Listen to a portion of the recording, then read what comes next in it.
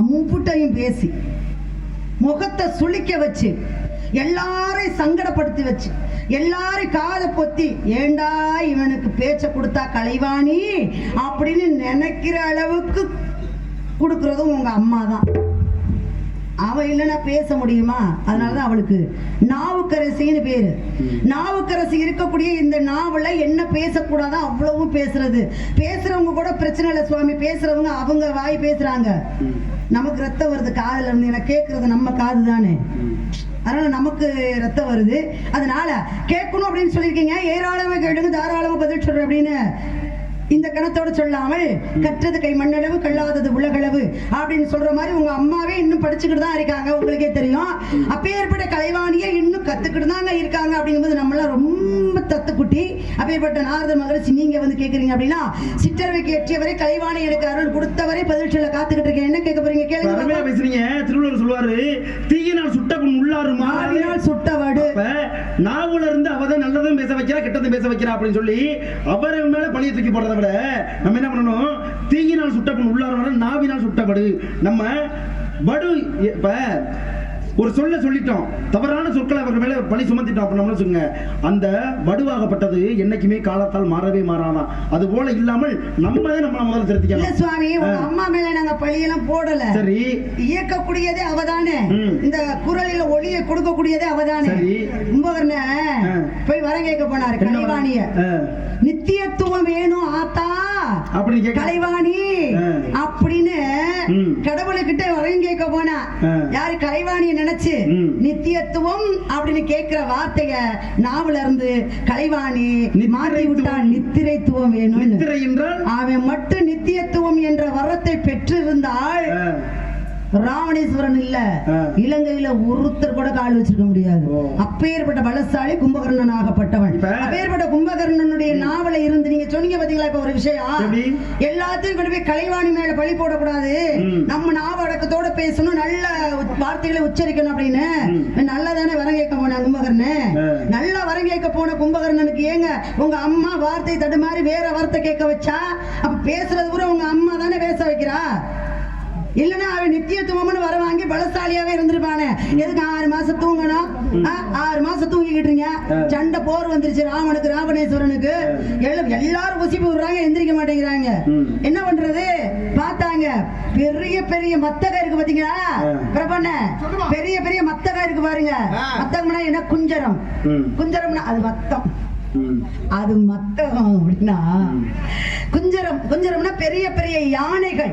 பெரிய பெரிய யானைகளை கும்பகர்ணனுடைய காதுக்குள்ளேயே நடக்க விட்டாங்க. எவ்வளவு பெரிய ஆம்பளையா இருந்திருக்கணும், எவ்வளவு பெரிய உருவமா இருந்திருக்கணும். பெரிய பெரிய யானைகளை பூரா காதுக்குள்ள நடக்க விட்டாங்களா. காதுக்குள்ள நடந்த யானைகள் பூரா அவனுக்கு வந்து எறும்பு ஊர்னது மாதிரியே இருந்துச்சான். பெரிய பெரிய மத்தகத்தை பெரிய பெரிய வாத்திய கருவிகளை வச்சு அடிக்கிறாங்க. எந்திரிக்கணுமே எந்திரிக்குமேனு அது பூரா அவன் காதுல ஏதோ சின்ன ஒளி கேட்டது மாதிரி இருந்துச்சான். அப்பேற்பட்ட உருவம் கொண்ட கும்பகர்ணன் திறமசாலி, அறிவாளி, பலசாலி, ரொம்ப நியாயமானவன், நீதியானவன். தூங்குறதுக்கு முன்னாடி சொல்றேன் ராவணேஸ்வரன், அண்ணா நான் இருக்கேன், தம்பி உடையான் படைக்கு அஞ்சான்னு சொல்லுவாங்க. நான் இருக்கேன், எந்த விஷயமா இருந்தாலும் எவ்வளவு பிரச்சனையா இருந்தாலும் என்னை மீறி உங்களுக்கு வராது. ஆனா ஒரு விஷயத்தை மட்டும் செஞ்சுங்க. என்ன? இந்த பொம்பளை கொண்டு வந்து வச்சிருக்கீங்கல்ல, அவளை விட்டுருங்க. அவளை விட்டுட்டீங்கன்னு வச்சுக்கல, எந்த பிரச்சனையும் வராது. அது பெரிய தவறான விஷயம். ஏன்னா அது அடுத்தவன் மண்டாட்டி, அடுத்தவன் மண்டாட்டி நம்ம தொடக்கூடாது இல்லையா, தாயா பார்க்கணும் இல்லையா. இந்த ஒரு தவறை மட்டும் செய்யாமல் நீங்க விட்டுட்டீங்க அப்படின்னா என் உயிர் போனால் ஒழிய உங்கள் உயிர் போகாது அப்படின்னு சொன்னவன் கும்பகர்ணன். சொல்லிட்டு தூங்கிட்டேன். சரி, 6 மாசம் இவன் விடவே இல்லை. வந்துட்டாரு, படை பலத்தோட வந்துட்டாரு ராமநாகப்பட்டவன் அங்க இலங்கைக்கு. சண்டை நடக்க போது இவன் இப்படி தூங்குறானே அப்படின்னு எல்லாத்தையும் உசுப்ப சொல்றாங்க. உசுப்புடவன எந்திரிச்சவன என்ன தெரியுமா கேட்டேன் கும்பகர்ணன், சீதையை விட்டுட்டீங்களா அப்படின்னு தான் கேட்டேன். சீதையை செவிட்டு முண்டம், சீதையை விட்டுட்டீங்களா அப்படின்னு தான் கேட்டேன். விடலன்னா சரி உங்களுக்காக நான் சண்டைக்கு போறேன், உங்களுக்காக நான் சண்டைக்கு போறேன். ஆனா சண்டைக்கு போன நான் உயிரோட வருவேன்னு நீங்க நினைக்காதீங்க. என்ன காரணம்? ராமன் எவ்வளவு பலசாலி தெரியுமா?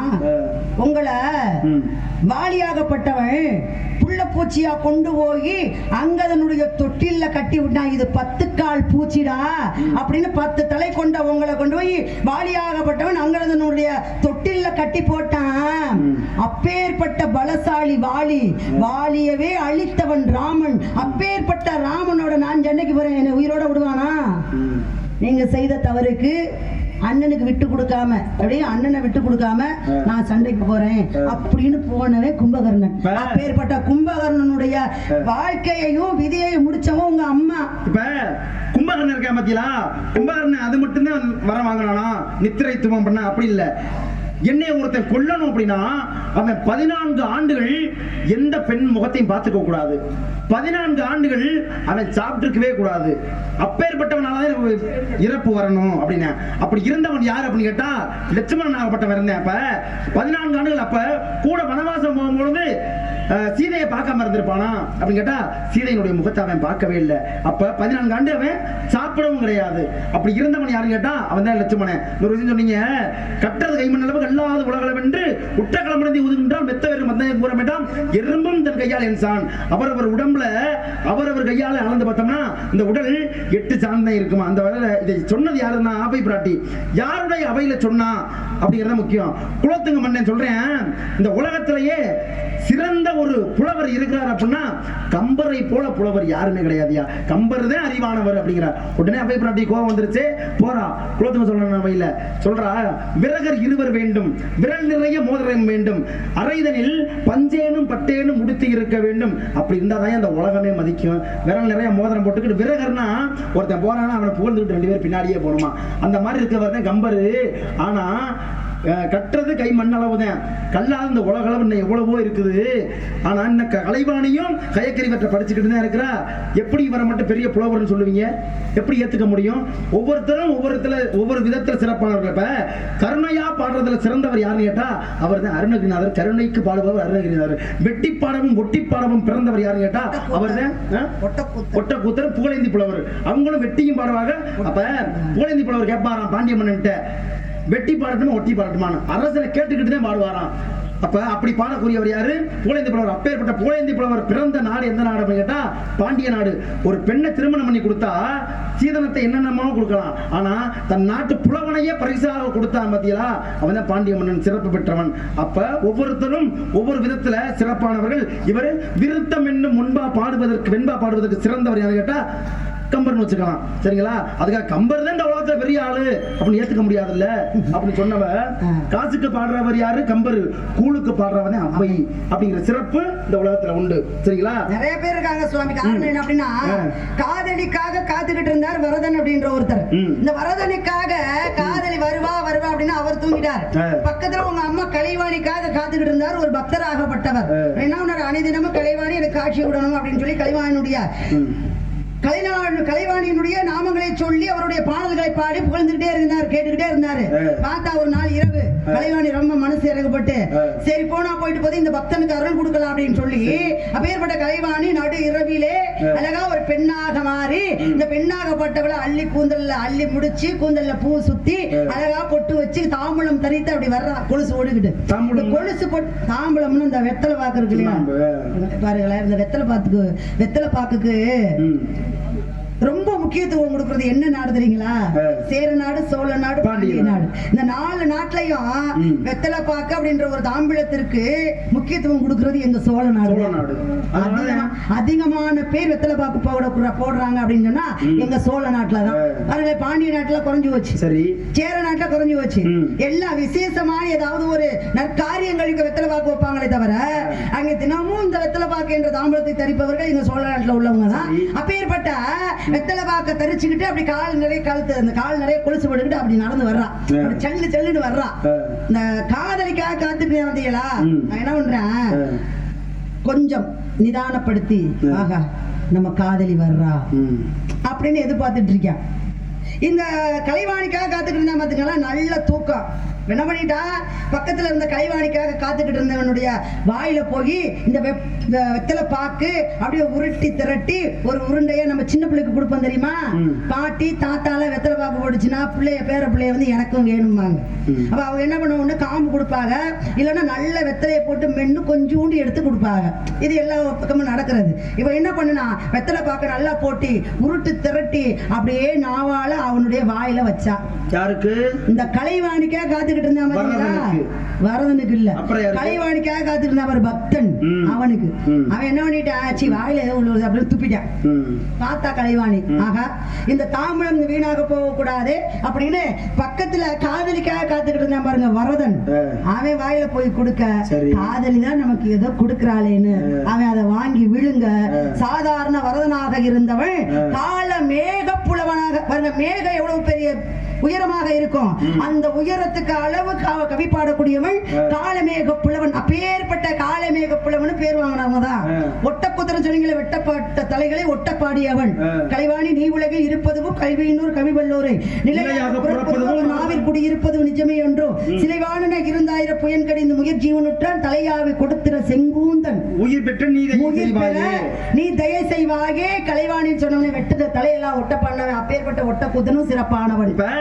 அதே கூடுக்காக கவி பாட, நீங்க சொன்னதுக்கு நான் பதில் சொல்லி முடிச்சிடுறேன். சரி, கூடுக்காக கவி பாடினா இவன் பார்க்கிறாரு, ஒரு சின்ன பொண்ணாகப்பட்டவ கம்பரை பாட சொல்றாராயே, நீ உங்களுடைய நாவாலை என்னுடைய பேரை சொல்லி பாடினீங்கன்னா உலகம் இருக்கிற வரைக்கும் இந்த காவியத்துல வரலாறுல என் பேர் இருக்குமே அப்படின்னு. காசுக்காக கவி பாடினா தண்ணீரும் காவிரிய தாரவேந்தன் சோழனை மண்ணாளுவதும் சோழ மன்னனவே பெண்ணாவால் முடிச்சான் கம்பனை. கம்பன் போனதுக்கு அப்புறம் அவை வந்தா பசியோட, ஆத்தா பசியோட இருக்க ஏதாவது சாப்பிட கூடு அப்படிங்கும் போது இந்த ஏழை பெண்ணு கூழ் தான் இருக்குன்னு கொடுத்தா, கூழ வாங்கி கொடுத்த மேல அவை பார்த்தா சௌத்துல எழுதி இருந்துச்சு தண்ணீர் காவிரியான்னு பார்த்து. ஏன்னா அறப்பாட்டோட அறம் எழுந்த வார்த்தைகளை சொல்லக்கூடாது, அறப்பாட்டை முடிக்க கூடாதுன்னு சொல்லுவாங்க இல்லையா, எதையுமே முழுமையாக இருக்கணும். அப்பதான் இதை யாரு எழுதுனா அப்படின்னு அந்த பொம்பளை பிள்ளை சொல்றா, கம்பனாகப்பட்டவன் எழுதுனா அப்படின்னு. அப்பதான் சொன்னாரு, அம்பர் சிலவேந்தி அரவிந்தை தாளனையும் சொம்பர் சிலம்பே சிலம்பி அப்படின்னு சொல்லி காசுக்காக கவி பாடினவன் சோழனை புகழ்ந்து பாடினான், கூழுக்காக கவி பாடினவன் இந்த பொம்பளை பிள்ளையை புகழ்ந்து பாடினான். எல்லாருக்கும் இருக்கு. ஆனால் இதுல சிறப்பு, முக்கியமான சிறப்பு எதுங்க, அவ்வை தமிழ் அப்படின்னு ஒண்ணு இருக்கு. சரி, அவைக்கு அரங்கம் பண்ணி ஏதாவது ஒரு சொற்பொழிவு வச்சிருக்காங்களா, ஒரு நூல் வெளியிட்டு இருக்காங்களா? இன்னைக்கும் கம்பனை தான் கவி சக்கரவர்த்தி கம்பன்னு சொல்றாங்க, கம்பனை தான் கம்பநாட்டாழ்வார்னு சொல்றாங்க. கம்பனுக்கு தான் அரங்க வச்சிருக்காங்க, கம்பன் கவி அரங்கம்னு. ஒவ்வொரு இடத்துலயும் போய் பாருங்க, அரங்கம் இருக்கு அப்படின்னா தமிழ் எங்கெங்க, தமிழ் உள்ள அரங்கம் எங்கெங்க இருக்கிறதோ அங்க புறா கம்பனுடைய புலமை விளையாடிக்கிட்டு இருக்கு சுவாமி. அப்பேற்பட்ட புகழ் வாய்ந்தவன் கம்பனாகப்பட்டவன், சாதாரணவன் இல்ல, கவி சக்கரவர்த்தி. சக்கரவர்த்தி யாருக்கு கொடுப்பாங்க பட்டா? ஒரு நாட்டை ஆளக்கூடிய அரசனுக்கு தான் சக்கரவர்த்தின்னு பட்டம் கொடுப்பாங்க. ஆனா கவிக்கே பேர் போன கம்பனுக்கு தாங்க கம்பன் கவி சக்கரவர்த்தின்னு பேரு. அப்பேற்பட்ட உயர்ந்தவன் எங்க சோழ நாட்டுக்காரர். அப்படியா? இன்னொரு விஷயம் நல்லா கவனிக்கணும். திருமலைராயன் கோட்டைக்கு போறாரு யாரு? கவி காலமேக புலவர். அப்படி போகும் பொழுது திருமலைராயன் மன்னன் என்ன சொல்றேன், அரசவையில் இருக்கக்கூடிய எல்லா சிம்மாசனத்தையும் ஒவ்வொரு புலவரும் போய் உட்கார்ந்துக்கங்க. ஆனா கவி காலமேகம் உள்ள வரும் பொழுது அவன் உட்காரத்துக்கு ஒரு இருக்கை கூட இருக்கக்கூடாது அப்படின்ட்டாரு. அப்படி என்ன அவன் மேல ஒரு விரோதம் அப்படின்னு கேட்டா, அங்க இருக்கக்கூடிய புலவர்கள் எல்லாரும் ரொம்ப திறமை வாய்ந்தவர்கள், வெளியில இருந்து வரக்கூடிய புலவர்கள் எல்லாரும் திறமை குறைவானவர்கள் அப்படின்னு சொல்லவும் பிடிக்கல கவி காலமேகத்துக்கு. உடனே அரசவை நோக்கி வேக வேகமா போகும்பொழுது அவனை எப்படியாவது அவமானப்படுத்தி ஆகணும் அப்படின்னு ஆசை யாருக்கு? திருமலராய மன்னனுக்கு ஒரே ஆசை. வர்றாரு, வந்தவனையும் சிம்மாசனம் கிடைக்கல, உடனே நின்று பாக்குறாரு. அப்பதான் ஒரு பாடலை பாடுறாரு. பாடலை பாடி முடிச்சவனையுமே அந்த சிம்மாசனம், அரசன் உட்கார்ந்துருக்கா பாத்தீங்களா சிம்மாசனம், அரசன் உட்கார்ந்துருக்க சிம்மாசனம் ஆகப்பட்டது கொஞ்சம் நீட்டம் பெற்றதான். உடனே ஏறி போய் உட்கார்ந்துருக்கேன். உட்கார்ந்தவனையும் எப்படி என்னுடைய சிம்மாசனத்தை எனக்கு இணையா உட்காரலாம் அப்படின்னு சொல்லி உடனே கேள்வி கேட்கிறார். யாரு? திருமலராய மன்னன். ஒரு விஷயம் நல்லா கவனிக்கணும், உன் இருக்கையில நீ உட்கார்ந்துருக்க சரியாத்தான், ஆனா இந்த இருக்கை கலைவாணி எனக்கு கொடுத்தது. அப்ப வெள்ளை கலையுடுத்து வெள்ளை பணி பூண்டு வெள்ளை கமலத்திலே வீட்டிருப்பால் வெள்ளை அரியாசனத்தில் அரசனோடு என்னை சரி ஆசனம் வைத்த தாய். என் கலைவாணி கொடுத்த இருக்கையில உட்கார்ந்துருக்கேன். ஒரு கலைவாணி நினைச்சா எதை வேணாலும் கொடுப்பா அப்படிங்கிறதுக்கு ஒரு எடுத்துக்காட்டு. இன்னொரு விஷயம் நல்லா சொன்னீங்க, கம்பனுக்குத்தான் இந்த இதுல சிறப்பு அதிகமா இருக்கு அப்படின்னு சொன்னீங்க. கம்பன் கழகம், கம்பன் கவி சக்கரவர்த்தி கம்பன், இப்படிலாம் பல பெயர்கள், கம்பனுக்கு தான் சிறப்பு. ஆனா கம்பனே வாயை பொத்திட்டு இருந்தார் ஒரு இடத்துல. எந்த இடத்துல அப்படின்னு கேட்டா, இந்த அவ்வை பிராட்டி வந்து கம்பரை இடிந்துரைத்து பேசும் பொழுது அமைதியா வாயை பொத்திட்டு இருந்தாராம். அதுக்கும் பாட்டு பாடினா, நீ வாயை பொத்திட்டு இருந்தாலும் உனக்கு நான் பாட்டு பாடுவேன் அப்படின்னு சொல்லி பாட்டு பாடினாலாம். யாரு? காணாமல் வேண